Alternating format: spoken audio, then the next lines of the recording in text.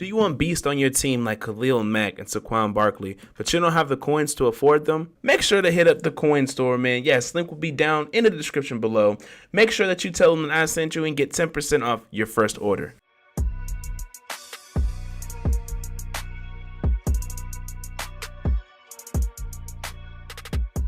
What's going on, my psychedelic squadron? It's your boy Trippy here, coming at you with a Madden 19 video today. And unfortunately, I will not be giving you a D-Hop gameplay video, but what I will be doing is showing you every bit of footage that I do have of him, including incompletions, the good, the bad, the ugly, crazy catches, crazy drops, etc., etc. So the reason I have to do this instead of giving you a gameplay, but it's more entertaining, and the reason I have to give you more of a card review video as opposed to the more entertaining, I would like to say, gameplay video of like a game or two, depending on how it goes, is because unfortunately I think my computer is just too out of date and it's just not cutting it. And every time I would go to record, especially for the longer periods of time, multiple things would happen. He would either stop recording like the gameplay, or it would stop recording my face cam, or it'll do a multitude of other things, like let me think the recording is perfectly fine, and then when I go to edit it, it turns out it's like super choppy like it did earlier today. So that's why this thing is coming out so late, and I really had to sculpt and change the entire way that I do this entire video. So I do apologize for that, but I hope you still do enjoy this game as it is. So tomorrow morning I will be going out, and I will be going to get another computer, something that's higher quality, something I don't have to worry about issues such as this. So yet again, I apologize for that, but I do hope that you enjoy this. This is basically going to be literally just me talking, giving my overview as I show a bunch of highlights / lowlights of Deandre Hopkins gameplay. Then I'll go ahead and do an overview at the end and give him a letter grade, and whether or not I think that you should have this Deandre Hopkins on your team and how he best suits any team, whether it's theme teams or whatever have you. But before we get into any of that, man, I would just like to thank you guys for the support, the love that I've been getting, man. Almost to 300 subscribers, man. Honestly, I didn't really think I was gonna get this far. I thought I was gonna like chicken out like halfway through, but I'm being as consistent as I possibly can right now with my life, the way that things are going. But I do thank you guys for all those who are subscribed and are consistent viewers of the channel. But if you aren't subscribed, I highly advise that you do go ahead and hit the subscribe button, hit the like button, two-piece those mofos. It'll help the channel grow tremendously. But now that they got all that mushy-gushy stuff out the way, let's go ahead and get into the video. Alright, so as you can see on the screen right now, we got Nick Foling and Dynamite throwing that dot right over the shoulder of the defender to corralling Deandre Hopkins towards the sideline. And then right here, I see that he kind of has a step, but then he kind of gets caught in that animation where the defender smacks the ball out of his hands. Unfortunately, that's pretty common. I don't necessarily blame that on him himself. But then on a crucial 4th and 15, Nick Foles somehow overthrows Deandre Hopkins. How, I don't know. Foles literally has 99 everything. But right here, we make up for it. I don't even know if this is the same team. Oh, this is the same gameplay as Deandre Hopkins with a 77 speed actually hits a spin move and turns the Jets on up the sideline. So there's a bunch of mixed emotions about Deandre Hopkins up until this point, until I seen this play right here with him toe tapping in the back of the end zone with those ballerina feet, man. Look, even through the lag, I seen the crosser route coming up. Unfortunately, I could not get that pass out a little earlier, but I had so much open space in front of me. It was only a gain of 23 yards. Then this is where the frustration set in with the whole computer situation.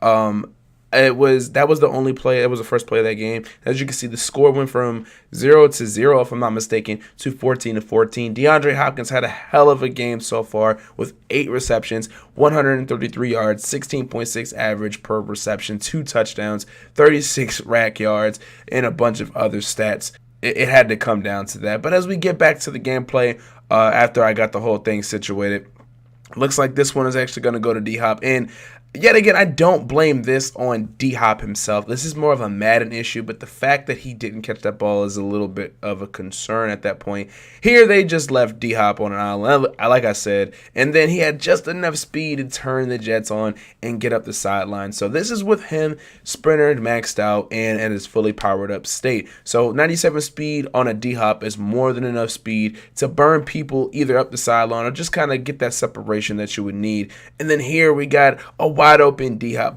burning. That is, I think, a Deion Sanders off the line. Now, granted, he doesn't have the best press, but he does have really good man coverage. And then here we got D-Hop going in the end zone, and then we can't get the jump ball fade. Here I was just throwing him back to back to back. Then I try to hit him on the corner out in the back of the end zone, and that did not go down as well. 4th and 18, I gave no fucks. I said bump it. We got a little bit of space, and then Deion comes back for that coveted revenge, and I'm pretty sure he won it after that slant route I was just talking about. So he shuts D-Hop down. Now, end of the game, I wasn't really giving him no burn. I was trying to get the clock out, and then we threw another cross around as he holds onto that tough contested catch after getting popped towards the sideline. But then here we go looking at his stats after the game. He had 11 receptions, 233 yards, 21.1 yards per reception, and 3 touchdowns with 79 rack yards altogether. Dude was a beast, to say the least. So after that game, and I want to say there was another game that I had played prior to this. Well, really, I played a lot of games that were corrupted. You get a lot of things from D-Hop. Now, some things are that it was intended for D-Hop, but I just wanted to let you know that he was open on that cross around. A lot of things, I'm not going to say mixed emotions, because he makes a lot of plays like this right in the middle of a couple defenders, and then he doesn't make those plays. I don't know if that's just me being inconsistent or if that's just, like Madden at his finest. But look, as you see, he makes a lot of these tough crossing route plays, and it's hard to not look his way when you know he can make, or he's capable of making plays like this. This was just a little short route. I wanted to kind of test his catching traffic, and it's pretty decent, I would have to say. He does drop some balls. I was kind of messing around a little bit with those drag routes, but as you can see, he hits that really good in route in between 3 people in contesting coverage. So everything that he does mess up on, he ends up making up for in the long run. And then this was just a really good bait by the opponent. It was more of a forced pass anyway. But like I said, I'm showing every attempt that I have on film towards Deandre Hopkins, and then we get him wide open on that corner route. Unfortunately, could not break away from the tackle in order to get that touchdown. But nonetheless, he runs really crisp routes intermediately, and then this right here was just a really good play by Jalen Ramsey, and I couldn't take anything away from that, because normally the outside corner does not play that as well as he did. Now, we got the ball back. We ended up getting a pick 6, and then another defensive drive later, we ended up getting the ball back, like I said, and then D-Hop going towards the end zone, and Nick Foles overthrows him. Yet again, do not understand how you overthrow him when you have 99 everything, literally 99 everything. But yet again, forcing the ball to D-Hop, and I want to say that's Deion Sanders, whatever this 21 is. I think it was Denzel Ward, actually. Yeah, it was. Made a really good play on the ball. Now, I don't know.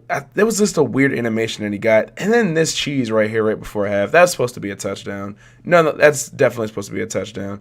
Then I want to say we chuck it deep again, trying to get one of those crazy aggressive catches just to kind of see what the percentage of it is. And it's not really a high percentage. You would have to make sure he's wide open. And then here, I wanted to leave this to you guys because he looked like he kind of got bumped out the route as my opponent runs back for 6, breaking all these crazy tackles. Definitely shouldn't have been a pick 6, but it is what it is. Was that a forced read, or was that Madden cheese? I would like to I would like for you guys to let me know that in the comment section down below. But then we get D-Hop back over the middle of the field, making up for it. A lot of this game I did not really target him because he was really double covering him. I had to stop forcing it. But then in a clutch situation on 4th and 4, we get Deandre Hopkins involved into the game on that little end route. Unfortunately, this is all the footage that I have. I've played well over 12 to 15 games with Deandre Hopkins between all these snafus, I would like to call them, with my recording / computer, my equipment, period. So I do apologize for the limited amount of gameplay that I could provide to you guys, as well as the boring quality that this may be containing for D-Hop. But if I were to have to give DeAndre Hopkins a solid grade, it would have to be an A minus. Now, the reason I give him an A minus, not an A plus, not a regular A, is because he does have his moments. He's not the speediest guy, and it kind of translates. Even with 97 speed, it kind of translates to he's not a Tyreek Hill. He's not going to hit that acceleration button.